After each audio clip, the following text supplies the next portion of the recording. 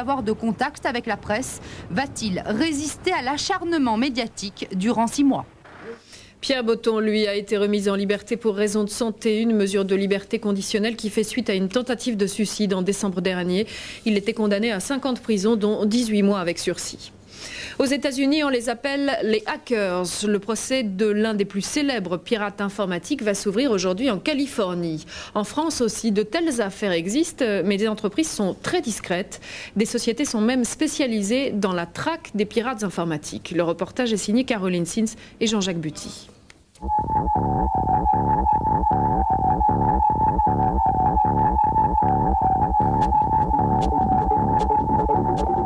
C'est l'information warfare, la guerre de l'information. La guerre aux pirates de l'informatique est déclarée par cette société unique en son genre. 4 ingénieurs, très jeunes, véritables surdoués, traquent 24 heures sur 24 les pirates pour les plus grandes entreprises françaises. En informatique, aucun serveur n'est inviolable. La preuve, aux USA cette année, un pirate viole le serveur de la CIA, service secrets américain. Un autre pirate le serveur du ministère de la Justice. En France aussi, tout peut arriver, mais le secret est mieux gardé. Alors, pour éviter de telles intrusions aux répercussions parfois gravissimes, les entreprises appellent les chasseurs de pirates. On fait des tests d'intrusion, c'est du piratage légal si vous voulez, c'est-à-dire on a un contrat avec une société et pour prouver à cette société qu'elle est bien vulnérable, on va sous contrat rentrer sur ses machines, ensuite lui remettre un rapport d'intrusion qui va lui donner donc ses faiblesses, ses vulnérabilités. Ensuite seulement on va les sécuriser, c'est-à-dire ensuite on va essayer de blinder leur système au maximum pour justement que des pirates ne puissent pas rentrer dans l'état actuel de leur connaissance sur le système informatique de la société.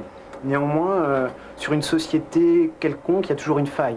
Véritable enjeu économique, le piratage informatique est devenu le danger numéro 1 dans le monde. On a 3 sources de piratage. Disons les institutions, qui se sont reconverties principalement autour de piratage économique. Les anciens, donc traditionnels pirates, qui sont des jeunes gens qui, en fin de compte, essaient de prouver leur valeur. Et une nouvelle entité qui apparaît, c'est un piratage organisé et industriel, émanant principalement des pays de l'Est ou du Moyen-Orient. Chaque année, une centaine d'États se réunissent pour prévenir une guerre informatique. Warfare n'est plus du cinéma, mais une réalité. En sport, l'avènement d'un jeune prodige du golf